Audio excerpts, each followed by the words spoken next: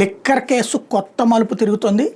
తన భర్త విషయంలో మీడియాలో ప్రసారం చేసిన, ప్రచురించిన, వ్యాప్తి చేసిన సమాచారం తొలగించాలంటూ ఇక మీదట ప్రచురణ కానీ, ప్రసారం కానీ, వ్యాప్తి కానీ చేయకుండా నియంత్రించాలని కోరుతూ మద్యం కుంభకోణం కేసులో 34వ నిందితుడు వెంకటేష్ నాయుడు భార్య వాసిరెడ్డి మహిత హైకోర్టులో కంప్లైంట్ చేశారు.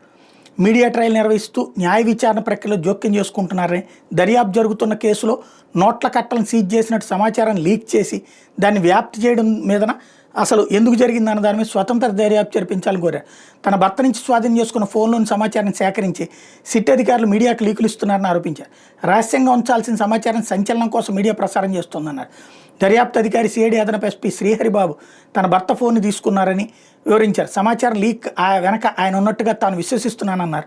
శ్రీహరిబాబుతో పాటు రాష్ట్ర హోంశాఖ ముఖ్య కార్యదర్శి సిట్టు, సిఐడి అదనపు డీజీ, కేంద్ర సమాచార ప్రసార మంత్రిత్వ శాఖ కార్యదర్శిని వ్యాజ్యంలో ప్రతివాదులుగా చూపించారు.